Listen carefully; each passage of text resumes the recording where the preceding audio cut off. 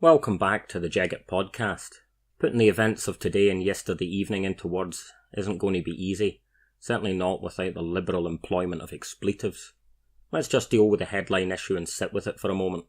Donald Trump has arrived in the United Kingdom. He was afforded a state welcome by the Prime Minister and the British political establishment at Blenheim Palace before taking centre stage at the royal inspection of the Coldstream Guards. He quite literally went in the royal entrance at Windsor Castle. Make of that what you will. Trump's wriggle room for deniability and Russian interference in his election is evaporating by the minute. His connection to the racist far right in the United States and around the globe is an incontrovertible fact. He's a wretched misogynist with a disgusting track record.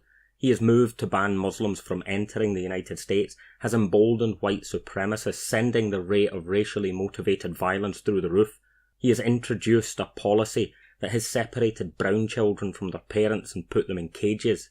In his foreign policy, he has formally recognised Jerusalem as the capital of the State of Israel, rubbishing decades of carefully and intensively detailed peace negotiations between Israel and Palestine, putting thousands more lives at risk and further destabilising the Middle East for generations to come. He has consistently sought to undermine the NATO alliance, of course to the benefit of Russian expansion in the Baltic and Ukraine, and he is right now playing hardball with the UK for the sake of the hardest possible Brexit deal. My new pal Janie Godley has quite brilliantly normalised the use of the C word when describing him, and fair play to her, but we have to go further and be prepared to acknowledge that Donald J. Trump is the most powerful and the most dangerous and unpredictable man in the world. It's something of a feat that this Trump fella hasn't had his grey matter blown all over the back of his open-top ride-around. Maybe this is a testimony to America and the Americans' trust in the FBI's Mueller investigation. But whatever, guys like Donald Trump, going by the historical record, don't tend to have a long life expectancy, unless that is, they have powerful friends in the deep state, and I can't bring myself to imagine the consequences for the whole world if this latter holds to be true.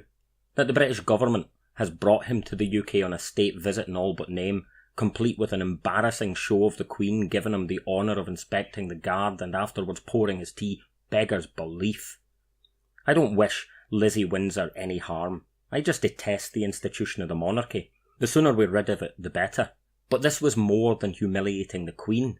This was the use of the Queen and the monarchy as the family silver, as a symbol of the state that claims all of us, as a begging bowl. This was the abasement of all of us by the state in a grovelling show of cowardice and spinelessness. Watching it nearly made me puke.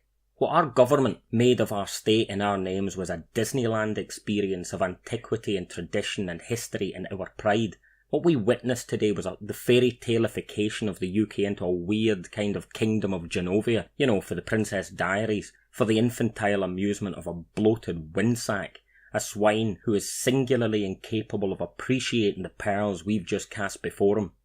We can now at least understand the stupefied look of confusion on the moron's face when he met Liz. He was expecting Julie Andrews. I only wish to God it was Julie Andrews he met today. She wouldn't have cut the crusts off his sambos. She would have given him a piece of her mind. So let me wrap up by quoting her last Facebook update. I have to stop everything and convey my heartbreak at the plight of the immigrant children, innocents drowning in our political quagmire. I find it hard to sleep at night for thought of them. Where do I rush? What can I do? How can I help? The damage that has been done to them, and that continues to be done to them, will leave indelible scars, lifelong feelings of abandonment, rage, anxiety, despair, lack of faith or trust in humanity. I am sure there are kind and considerate people doing their best to care for them at this time, but nothing can replace familial love, the security of leaning against a beloved family member and knowing that there is a place to nestle, to trust, to rest. Will these little ones ever be reunited with their loved ones? Do their families know where they are, how to retrieve them? Will they have the resources to do so? And even if they are reunited, will these children ever trust again? Can they surmount the emotional trauma of this horrific experience? If not, I fear they may one day roam in our midst, having become the personification of the problems that these misguided efforts claim to address.